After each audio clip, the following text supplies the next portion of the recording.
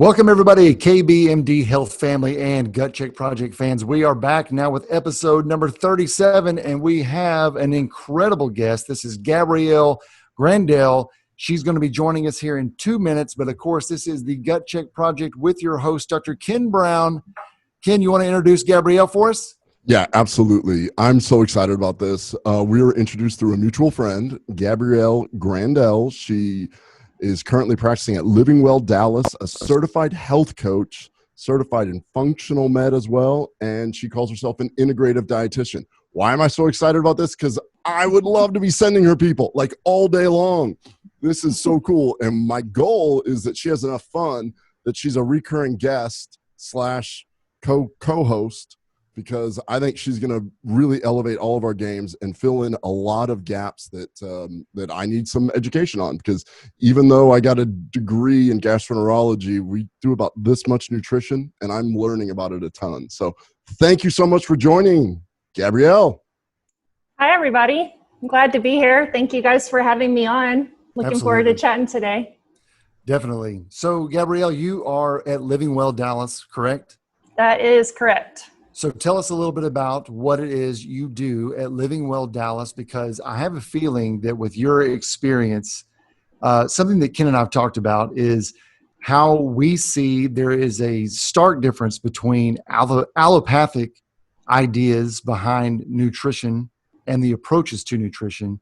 But really, there's this whole other world that's really started to gain steam, even though it's been around for a few decades, and that's the functional medicine approach to nutrition and how to help out with patients who have some pretty hairy questions. So kind of tell us a little bit about Living Well Dallas and what you do there.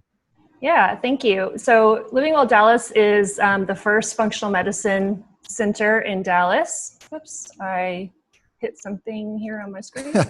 It's okay. We always do things. Sorry about that. Don't worry about it. So it's the first functional medicine center in Dallas, and so functional medicine, right, is about thinking about the medicine sort of why. Why are things happening? Why are these symptoms talking to us? And not just what is going on, but why is it happening and what can we do about it? And so functional medicine there's lots of different providers in the center that offer help in treating the whole person, because it might be different things that they're dealing with that they need support in. But where I come in is helping people with showing them how nutrition and what they're eating, their lifestyle, their environment, how all of that is helping or hurting them. And so most of the time, what's going on with these folks, whether it be digestive concerns or headaches or hormonal issues or blood sugar dysregulation, we see all different kinds of people, but the different symptoms that they're experiencing are usually as a result of what they're putting in their body and what they're putting around them, right? Which is nutrition and lifestyle and, environment. So I help people. We have, when people come in, they fill out a good deal of paperwork, which gives us a really good understanding of their history, kind of their goals, their readiness. We have a readiness assessment, which is really nice to try to gauge where people are coming from in terms of if they're ready to change their diet or their exercise or their sleep patterns or whatnot. We have them fill those things out. That gives me a good understanding of how they came to us and what they're ready to do, what their diet history is like, again, their environment, relationships, things like that, purpose. And so we have them fill those things out, and then I'm going to go through that with them in their first visit. And we're going to talk about all the different ways that their body is speaking to them, what has worked before, what hasn't. One of the main differences, I think, between allopathic and functional for what I do is the amount of time that I'm spending with people. So before I was at the center, one of my other positions was at the hospital doing clinical nutrition and seeing, 25 to 30 people in a short period of time, all over the hospital. So you were at a major hospital?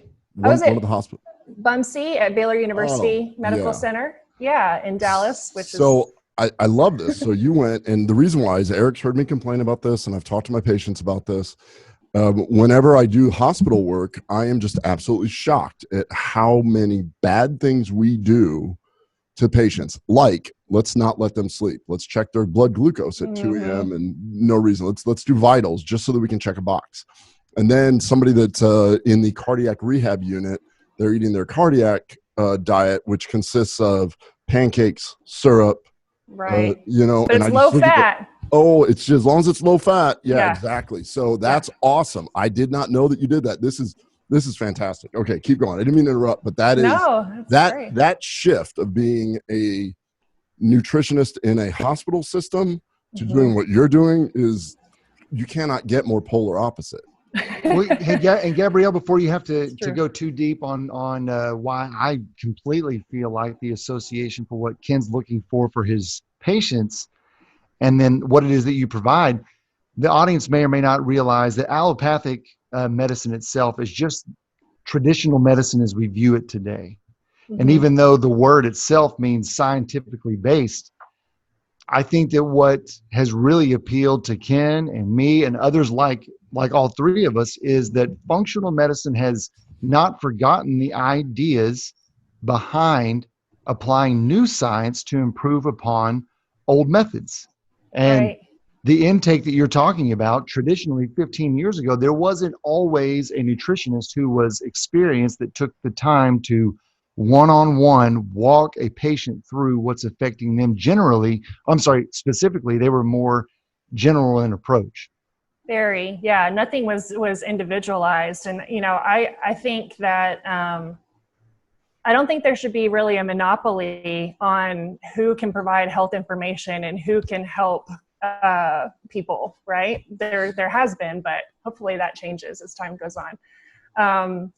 So doing the intake paperwork and taking the time is very different than at the hospital, where we'd see 25 or 30 people and we'd, it's almost, no disrespect, because I know that there's a lot of dietitians and there's a lot of people in the hospital that are making a difference and, really helping out, but it's almost like glorified lunch ladies. Like we're talking about calorie counting, we're talking about, tube feed, all this stuff is important, but what about the quality?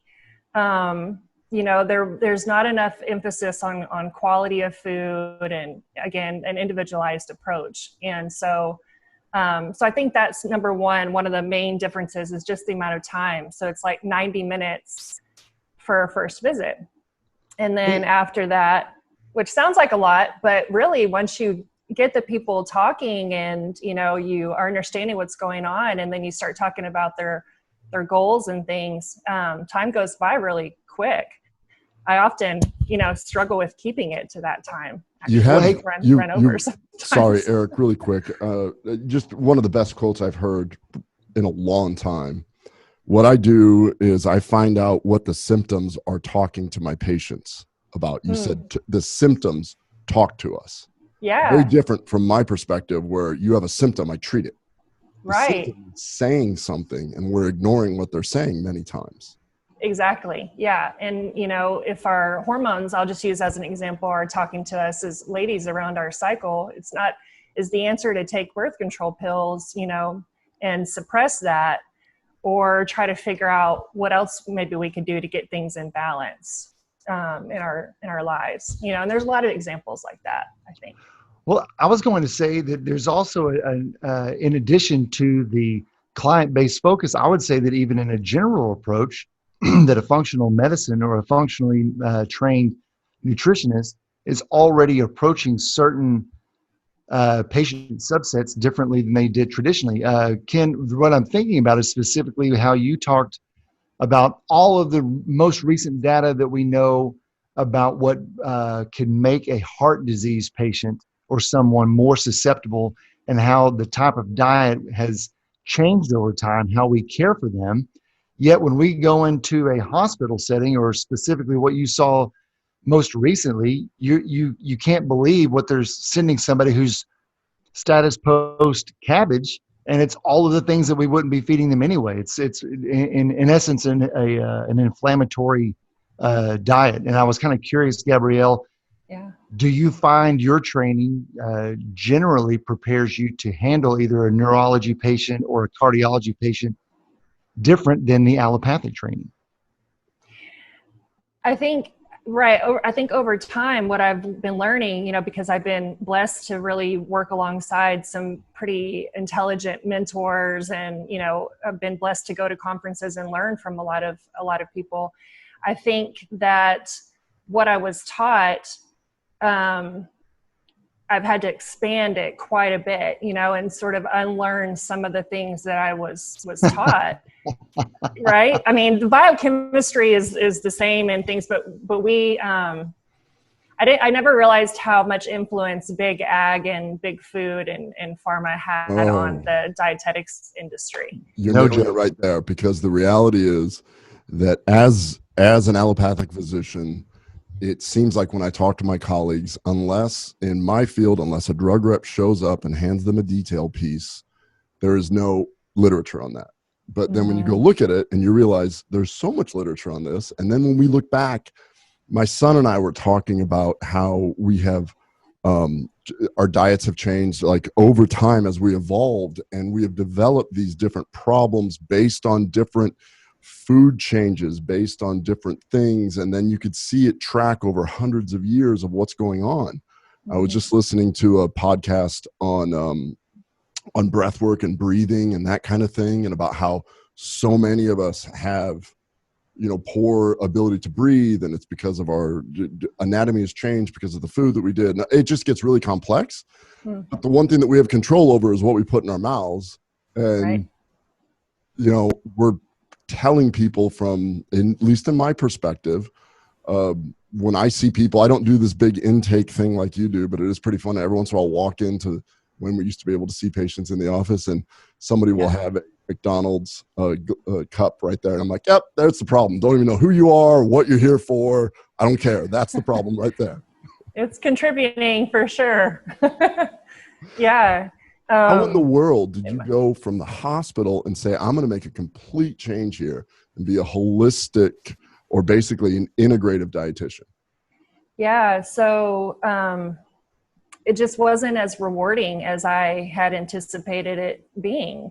I felt I was making a difference, which is part of why I chose to get into nutrition in the first place. I was making a difference with some of these people, but to your point, their families, and, they bring back McDonald's and fast food to these people, and the diabetes, people, they'd be in there the next month and then the next month. And it's just, anyway, so it became less where I felt like I was really making a difference, and that anyone was really listening to anything about nutrition. And it was such an emphasis on surgery and such an emphasis on medication.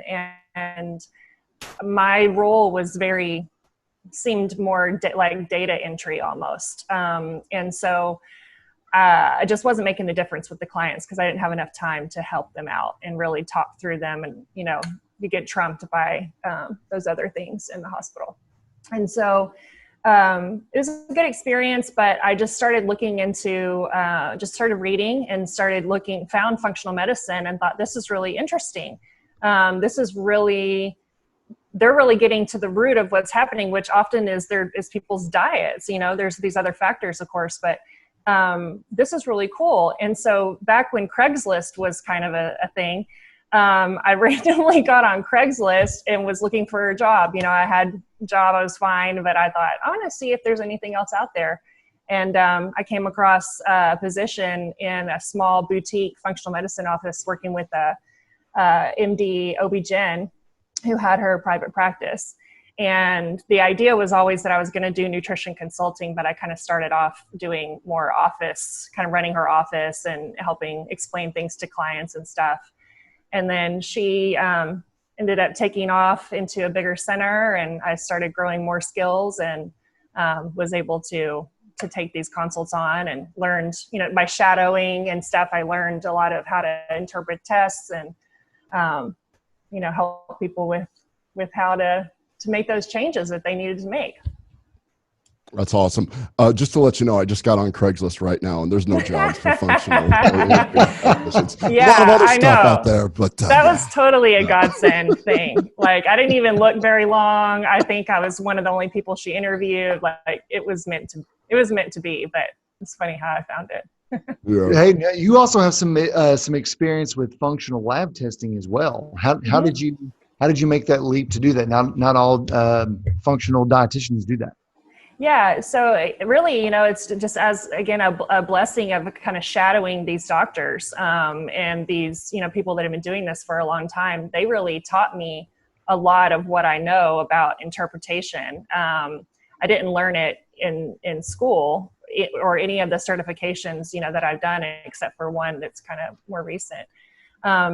So I just started shadowing in on appointments and listening and learning and taking notes and studying and understanding, that these are the actual ranges that we want to look for from a preventative standpoint, and why, and how conventional ranges are based on sick population of folks, and for the most part, and that there's a lot more that we can look at versus just some blood tests. I think blood tests are valuable. And urine tests can be valuable, but there's so much more that we can explore and understand through looking at the function of the body, because the body works really hard to keep the blood clean. And, so looking at urine and looking at its stool tests and looking at saliva to a lesser extent really opens up a lot of areas and helps it be that much more individualized and focused. So that's the other really great thing, is that with functional medicine, we're a visitor. Hi, Luciana. So with functional medicine, we get to make it personalized. And by asking all these questions and diving deeper into their life and what's going on, helps us determine what direction we want to go. Okay, so I have a patient and I'm treating them for, whatever. I'm treating them for anything. Okay. Ulcerative colitis.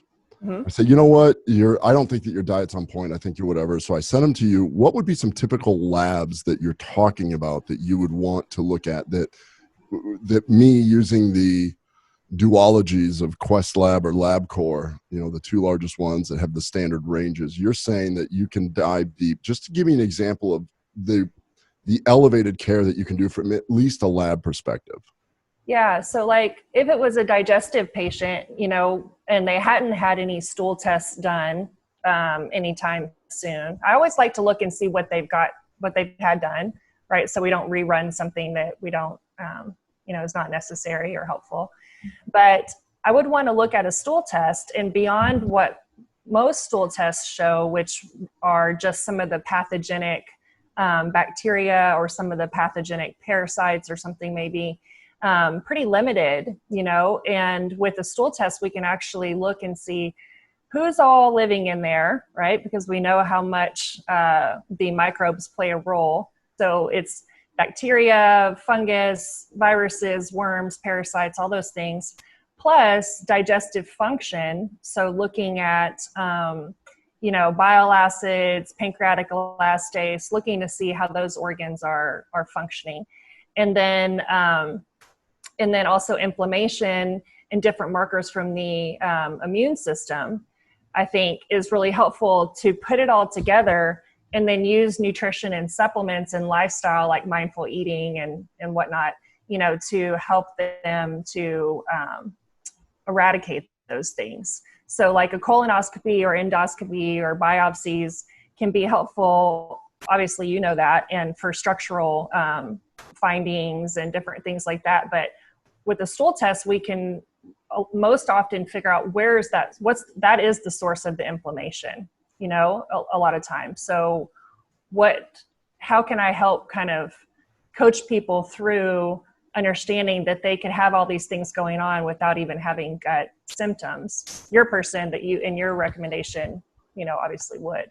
But there are several people that I see that I do stool tests with, because what we know about the connection with immunity and neurotransmitters and, just overall health and vitality, metabolism. So that would be one. Might be, I might want to look at nutrient and vitamin levels through blood and urine. So there's a really cool test from Genova called a Nutri-Eval. I don't know if you guys have heard of that before. But it looks at vitamin and mineral levels. It looks at a snapshot about neurotransmitters, so some of the organic acid metabolites. It looks at heavy metals in whole blood. So that's kind of cool, to show people. Cool, I guess, is a relative word. It's depending on what we're doing. So hey, you cool. got a lot of mercury in here. Is there any chance that you've been eating paint because your blood is through the roof? Bad news is you're going to die. Good news, I figured it out. We found it. Yeah. Hey, I've got a question for you, Gabrielle. When Sure. in utilizing these functional medicine tests, because I think that we all know that they're on the early stage of really figuring out, and they're learning each month on what new parameter matters most. And then we've all three of us seen where they thought the emphasis would be here, and sometimes they dial it back only to find out that it's actually in this direction. Have you seen, or ballpark, I guess I know you've seen it, but can you ballpark about how many people do you have an initial study on that after good guidance, good counseling, and obviously adherence or compliance to what you lay out for them, how many or what percentage roughly come back and then in 6 months or 12 months have shown an improvement, a desired improvement in those tests? And then before you get to that, also, if you could figure out what happened to Eric there, where he had that petit mal seizure where he slowed way down and then sped way up, you could fix that also. Is that not something that y'all wanted? I thought that was. We're both staring at you and it's like, yeah. I dialed all of that in. So I don't know. I wish that we had something a little more concrete, to offer. No one's doing any real research on any of that in our office, but I would say I don't ever have anybody not get better. It's Sure. just to what degree do they get better and how fast. So yes, I like to kind of set the stage of, depending on what's going on, most people are not going to fully eradicate the situation, sooner than 6 months. But they're going to start feeling better within a couple weeks if they really start changing their diet. You could say an improvement in those at least correlates. You're seeing correlation between improvement in quality of life, happiness, Yeah. and I would assume that certain symptoms would always include the general anxiety, sleeplessness, etc. As those things begin to improve, even though this is somewhat relatively new science, you're seeing a correlation to improvement in quality of life as well as an improvement in these assays or these tests. Right. More so what I'm kind of measuring is this, the conversation that we're having, what they're telling me is going well, and, what their mood is. But I also have a symptoms questionnaire that people fill out that rates different body systems and different symptoms within those body systems. So like there might be mind or emotion or digestive or skin or whatever. And so then they put a number out next to the side of it. And I'm always looking when they come in for the next visit, did those symptoms go down, right? Did they get better? That's always the goal. And then if there's an outlier that didn't get better, right? Like their sleep still stinks or something, then we're going to talk about that, but so I think everybody's always getting better.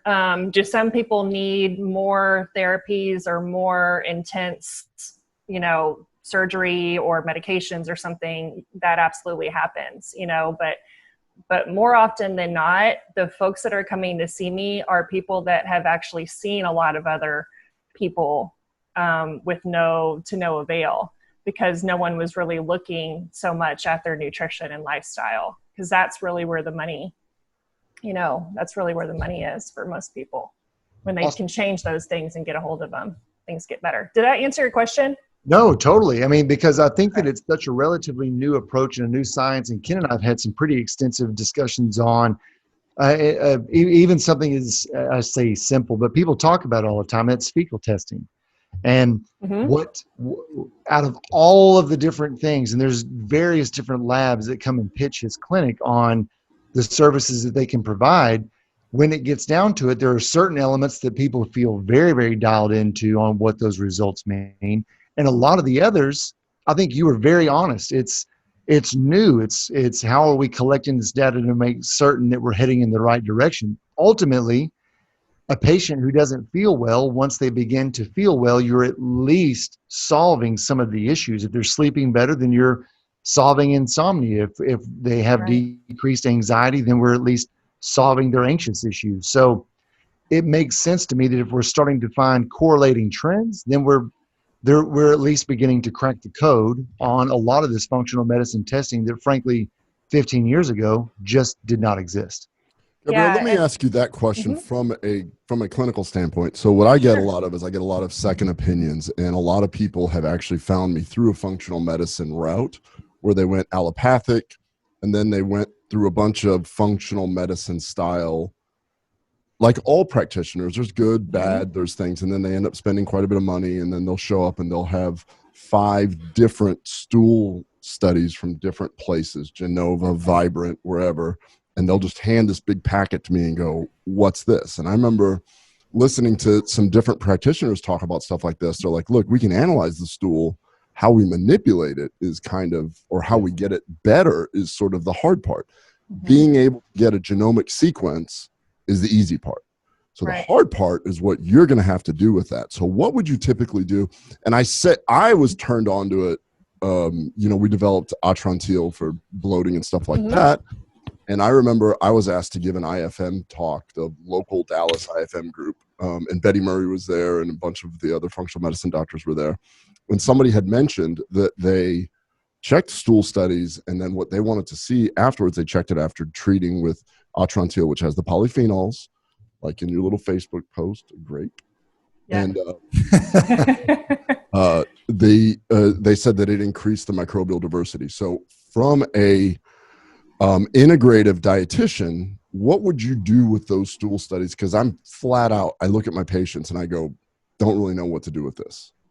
So how would you, and it's almost always the same thing, dysbiosis, gluten intolerance, candida overgrowth, and then you have a disproportionate growth of these different bacteria. We have 100 trillion bacteria there. So it's always hard for me to look at somebody that's spending $800 on each one of these stool tests and go, I don't know what to do with it yet. Sure. We're learning. We're learning. First step is being able to look at it. Second step is figuring out how to manipulate it. So what would you do with those stool studies? And this is less of an interview question, more of an advice. And I think it's really great too that you have mentioned that we don't know everything, that we're always learning, that everything is always growing. I think that that's a real sign of intelligence, and something that functional medicine kind of prides on is evidence-based and just continuing to grow, that one size doesn't fit all, right? And so, I think that there's some of the similarities that would happen across the board from different stool tests, no matter what it was. And you mentioned several of them.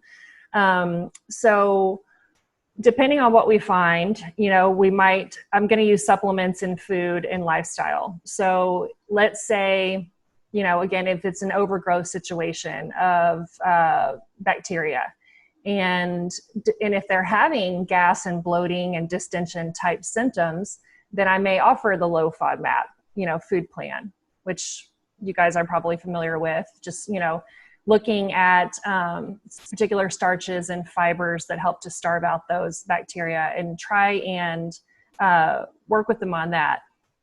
How long would you let somebody be on a low FODMAP diet? Typically? That's a good question. I really don't try to do it very long. I really try to do it at least for a month, but I don't do it much longer than that, depending on their situation. Now, if they're not somebody that's compliant with taking some of my antimicrobial supplementation or gut repair supplements, or they're not doing, a lot of other things, then I might keep them on it longer, because they're probably still having the symptoms. And I think at least we're starving out those bacteria. But where I'm trying to meet people where they are, because another thing to always think about when you're giving food plans or diet protocols around stuff is people's ability to make that food, right? Their resources, their flavor preferences, their schedules, et cetera, right? And so I can show them this FODMAP plan and say, this is, why this will work, and here's the foods, and, you want to eat those foods. But then I'm going to take that time to really break down how they can make that happen. And that also determines the time frame of how long and whether we make any exceptions or not, So this gets into you're the integrative dietitian, but then you have to put on your hat of the certified health coach. Yeah. Then you have to do that because you got to change habits here. That's right.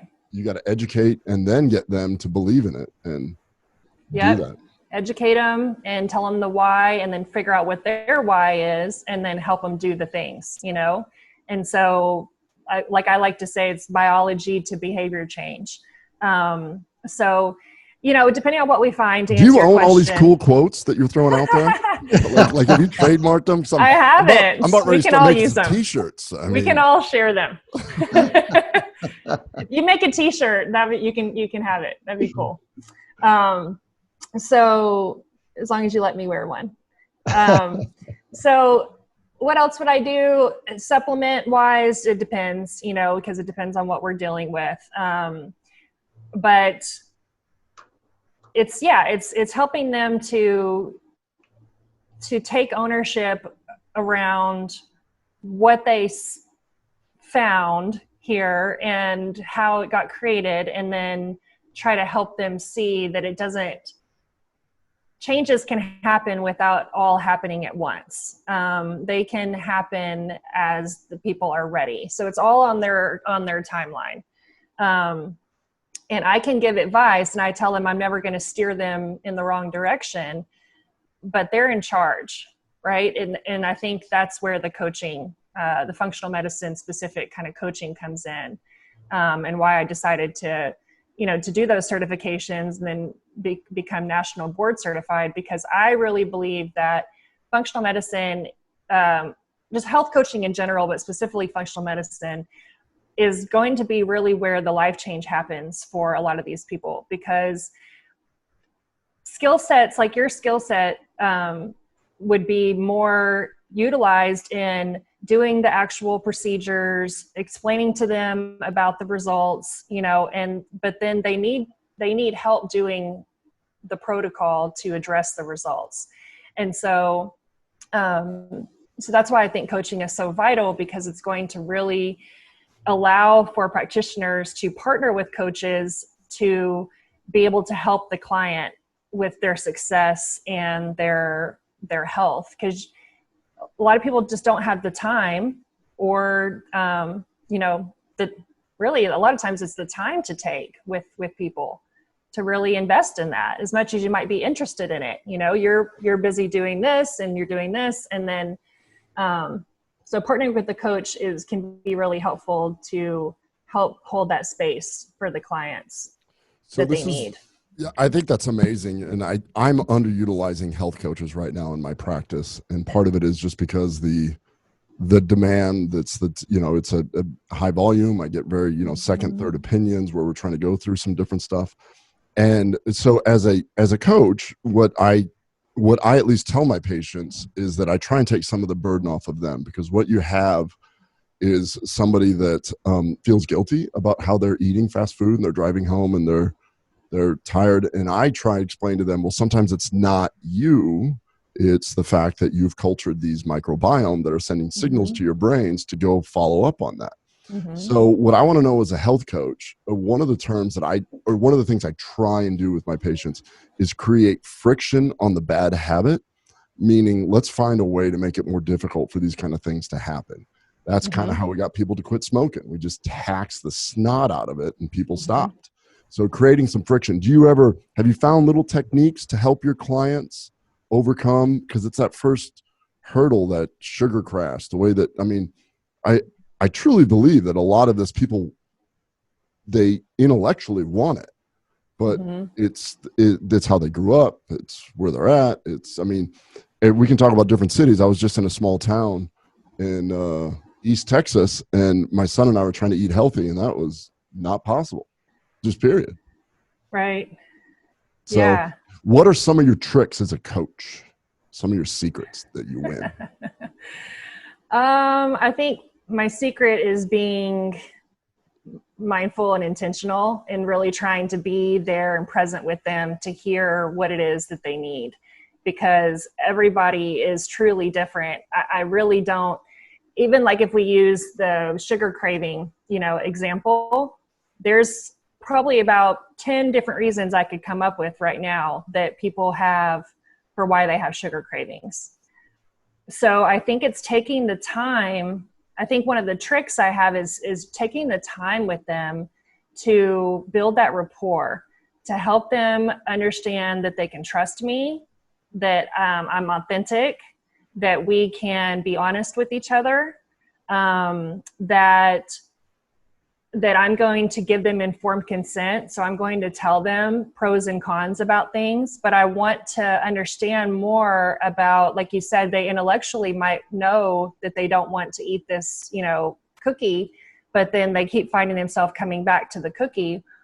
Well, talking through their day and what else surrounded that and kind of helping them to let me in a little bit to the scenario helps me figure out where I can guide them, where I can coach them. It might not be, while I think it's helpful to share with them that maybe their yeast overgrowth is contributing to their sugar craving, I want to also spend time talking to them about how what we're doing is helping to get rid of that threat, and what other scenarios can we do in our life that also could contribute to sugar cravings.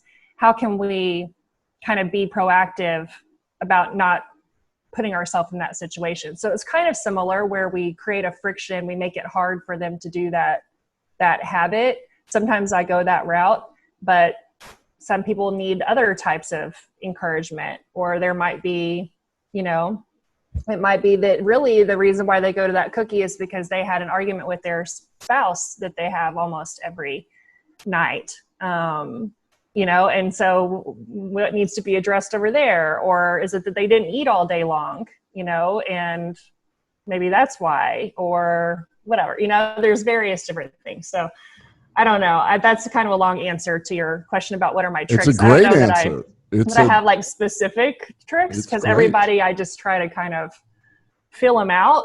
And, I probably have a couple of one-liners, as you can tell, that I throw in and mix those in. But I just want them to know that I'm there for them, and that health is really a cool thing where it doesn't happen in a black and white, all in or nothing kind of scenario. It's all, every step you take helps you get there, right? And figuring out why you're doing it, and then playing back into that motivation can keep them on track, along with education. And it seems to me like that such a key part in so many things on changing one's daily habits into better habits is just simply recognizing what puts you where you are. And you hit the nail on the head. We've talked about certain different things, maybe not necessarily in terms of just health coaching, but I completely agree with you, Gabrielle. If you can identify what is triggering you to do something that you already don't want to do, then obviously that's not the way to deal with the thing that you don't want to do. So it's more or less, can you improve a different part of your life? It sounds to me, can you improve a different part of your life or change a routine that's going to allow you to not necessarily feel the need to break the trend? Is that kind of right? Yeah. And I think we all need partners. I think we all need help and coaches and support and guidance. I don't think any of us have anything all figured out 100%. So the coaching can come in and help you shed light on things that you may not take the time or have the ability to break it down and see it that way, see it from a different angle. Eric's pretty close though about having everything figured out. I mean, he's this well, close. That's pretty obvious. Yeah. So we could all learn a lot from Eric. Oh yeah. I myself, I don't have it all figured out. That's Eric will teach us some things. a ridiculous claim, but thanks for playing along with Ken. That makes me feel really welcome. I mean, are you kidding? I said in the very beginning, I'm learning how to breathe. I haven't even mastered that. I've been doing that for almost 50 years. So I'm just learning. So I've got something. I've got something that Gabrielle shared in her intake, Ken, and I'm just curious if you can name any of her. So we've heard the way that she scientifically thinks through a few things, etc. Ken and I, whenever we scope together, we have different days, different playlists. We try to listen to pretty much everything. Can you, just out of thin air, pick one of her top 5 bands? Now, she's listed 5 on here, I believe. No, actually, she listed 6. She didn't follow rules very well. But she listed 6, and none of them didn't debut before the year 2000. So all of these looks like they were in the 90s, and all of them are bands that I listen to. Can you name one of them, Ken?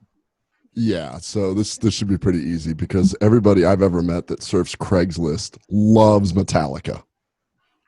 I'm so close, but no, not even there. Not even not there. See, but she threw me off with the Craigslist thing. Yeah, I know. her first band listed, and I love this because we were just listening to them last week, is Rage Against the Machine. That's awesome. Yeah, Cake's So a big close. player. Cake is definitely Cake is a good one. Yeah, Metallica is a good one too. Eric and I are. We basically always have music going at all times, and so it's just part of our existence. It helps the patients. Patients come in. If you're a patient listening to this, you know that there's always some music. And then it's funny because I've had patients for so long that they'll come in and be like, "Hey, you had like whatever hardcore rap playing last time, and now you've got some funky soul going." And I'm like, "Yeah, I evolve." Yeah, right. Like we should. No, but check this. Her span is large, really, because even though these are somewhat related, they hit a lot of stuff. It's Rage Against the Machine. She listed Soundgarden, which of course is that great Seattle sound. Then you have Sublime, which is in huge rotation. Are you kidding me? The GI Suite. I don't practice Santeria, buddy. Then she gets into some Questlove, and she put on here the Roots, and then the Fugees, and No Doubt. So holy cow! If I just actually would have, I was trying to be funny about the Craigslist, but I probably would have said those. We listen to them all the time. We're all in good company here. Absolutely. And there's a lot of other artists, you know. It's just I was trying to think bands specifically, right? And I feel like there's not.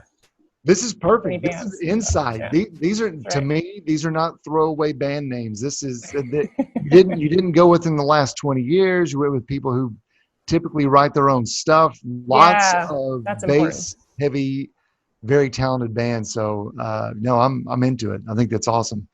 Cool. Me too. Well, Ken, did you have? Yeah, I got one other thing. I want to throw this at you, Gabrielle. What are the top 3 things that you tell your coaches or that you tell your clients as a coach, non-nutritional, that you have them do to improve their lifestyle?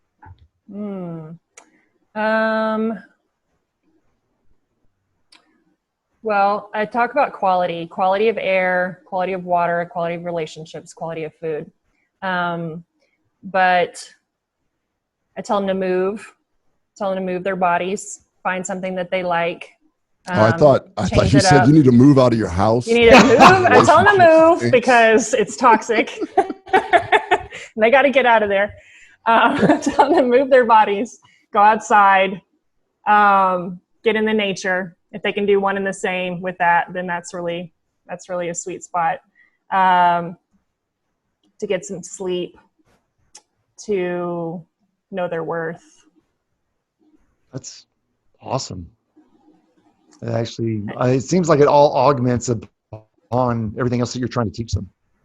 I hope so. I hope that's the message, just to empower them. That's really what I want to do, is I want to empower them to know that their choices are super significant, to live a healthy, happy life that they're proud of and show up in the world the way they want to. And hopefully I can help them accomplish that and keep them accountable. You've said the word empower several different times, and I like the way that you're talking about this because you've talked about relationships a few times, empowerment a few times, self-worth.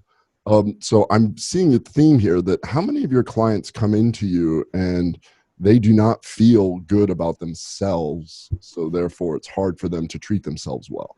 Yeah, I would say a good percentage. And that doesn't always come out in the first visit. Sometimes I have to dig around and I find that, but it's not just females, it's males too. And unfortunately, some of the younger generation of kids, some teenagers that I see. So that's people like you are so important, and clinicians like you are so important, because what I'm seeing a ton of right now is I get people with irritable bowel, fibromyalgia, fatigue, and they're on 4 different antidepressants. They're on anti-anxiety, and they're 22 years old. Yes. It's very hard for me to sit there and look at that and go, well, the side effects of your drugs alone are going to be the uphill battle of how we get you feeling better. So I think that more people are taking that approach is awesome. You can say something, Eric? Yeah, actually, I think that's what I'm going to build upon what she said, what you just said. And when you listed in fact, you listed 4 different things, but the last thing you said was know your worth.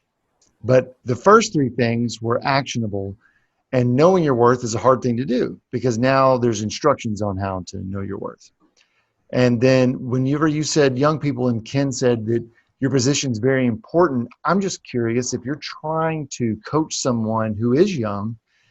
One of the newest devices that has affected us all is the cell phone. Mm-hmm. And do you ever have to find yourself telling someone, hey, possibly if you're looking at your screen time registry per day, which is, I think on the iPhones, you can set it so that each week it tells you how many hours you spent average each day on your phone. If possibly driving down the pervasive or social networking thing might help them get over some of the driven anxiety or different things like that. Is that something that you ever have to coach someone on? Totally. Awesome. Yeah.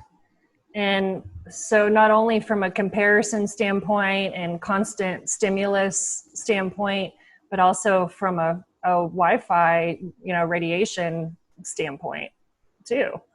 Sure. All of that stuff can be contributing to their mood. And you're talking about different EMFs. EMF implication. Mm-hmm. Yeah. Okay. Yeah. So we talk about it from both angles. I'll be right back. Hey, I had it. While he's stepping away, I was going to say, did you happen to see that there is I don't remember if he's a U.S. representative or a senator, but here recently they just came out with a clip where they are introducing legislation to ban TikTok, for instance, from being used on any governmental devices, especially for anybody in the Pentagon, because it is an addictive app that is essentially recording keystrokes and everything. I mean, so now they're cataloging your passwords. They're cataloging what you do all day, and of course it's preying upon your emotions, your anxiety, making you feel as if you have to use it over and over and over again. Yeah, they say data is the new oil, right? So where everyone's looking to capture as much data, and the more devices we have on us all the time, the easier it is for them to do that. Definitely. So I'm late to the game with the whole EMF thing because Eric and I have been part of several, I don't know, what do you call them, entrepreneur groups, and there's a lot of functional doctors part of it. We talk about Wi-Fi EMF. I got myself a voltmeter. Oh, yeah? So that I can. What are you finding? Well, here's why. I'm trying to do some earthing and some grounding. Yeah. So I got a silver embedded sheet that I'm now doing it, and I can plug this with my voltmeter, and I will grab my phone, and the volts just go up, and you're like, ooh. And then I was watching a video where some guy walks closer towards a power line, and it just starts going up. Off the chart. Yeah, and I'm like, so I need objective data. So that's kind of my thing. Like if you say that and you go EMF, that's quackery. And then I go get something to prove or disprove it, and you're like, oh, man. Oh, wait, there's something to that. Wait a minute, there's something to that. Now I start thinking about putting my phone in my pocket. And I'm like, that's a little too close to the nether Maybe region not. there. Let's just move it away from there. Right. Yeah. But it's funny because when I talk to my colleagues and stuff, and we're inundated with so much information, and you're right, the phone is certainly one of them right there. But when you're talking about this stuff, it's like if you vomited all that at once at somebody, then you almost discredit yourself. It's like they're all over, because you do get a lot of people that have this passion. And when you have a lot of passion about something, I tend to vomit and talk about it all the time. I'll listen to a podcast. Eric will hear me talk about, we need to breathe. Everybody cover your right nostril, now your left nostril, and we're going to focus. But your ability to develop the relationship with your clients is what's really going to make the difference. And your ability to take the time to explain these things validates the actual field. So thank you for doing that. That's awesome. Yeah, my pleasure. I really feel blessed to do it. And it's nice to, see people to be able to step into, what they want to be and what they're kind of called to be.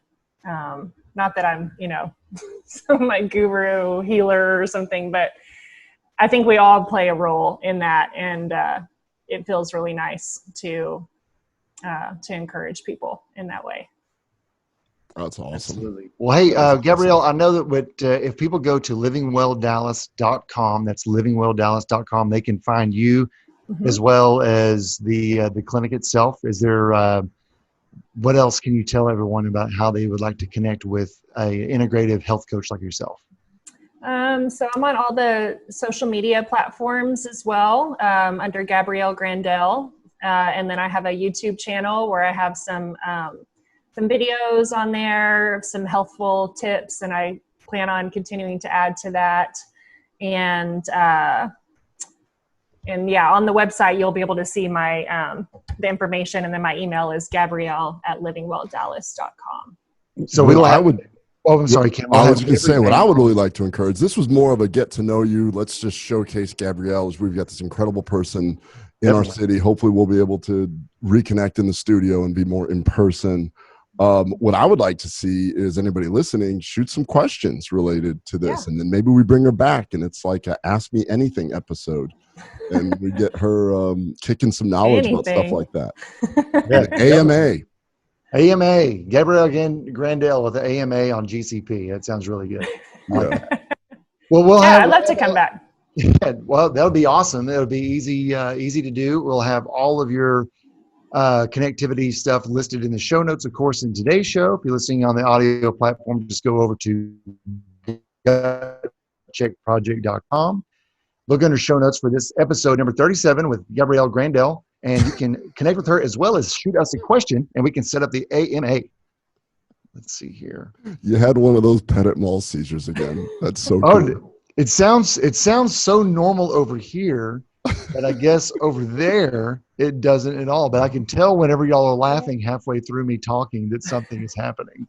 Well, we kind of look at each other through the whole Zoom, like when you kind of get an idea of where you're looking on the screen. And so, yeah, that is awesome. I love where you're coming from. We're speaking the same language. I have a lot to learn. So, and that's kind of, I feel like I'm excited. Every time we do something like this, we'll learn a little bit more. Yeah. Well, I was excited to be here and talk with you guys. It's fun connecting. And Gabrielle, thank you so much for coming on. This is going to pretty much conclude episode number 37. This is Gabrielle Grandel. Thank you so much, integrative health coach at Living Well Dallas. And I said it correct, right? livingwelldallas.com. That's right. livingwelldallas.com, and we will more sooner rather than later have Gabrielle on for, as Ken's already announced, an AMA episode, which who knows how long that's going to go. Yeah, we got to figure some stuff out. If we go to kbmdhealth.com, look at the information we have there, the products we have there, and then eventually we're going to get Gabrielle to give us some sort of coupon code for our listeners to get AMA or coaching or just sweet vibes from her. Just putting it out there, some self-worth vibes, make you feel better about yourself. Oh, hey, last thing, Ken, you have talk about it. Ken, you have to do the disclaimer about. I keep forgetting to do that. Yes. We can't be internet doctors. Gabrielle, as it turns out, we're talking about a lot of medicine and things like that. But if you do have any unusual symptoms, perhaps a weird rash, please do not use this show for the treatment of that. We are not here to diagnose or treat. We are here to give some information and have some fun. Go see your doctor if that rash does not clear up. And anything else that's wrong with you. I agree. That's our disclaimer. That's our very official disclaimer. All right, folks. Thank you, Gut Check Project and KBMD Health Community. Gabrielle, thank you once again. That's episode 37. We'll have everything up with show notes if you would like to connect with her, and we will see y'all next time. Thank you. All right, right on. Thank you, guys.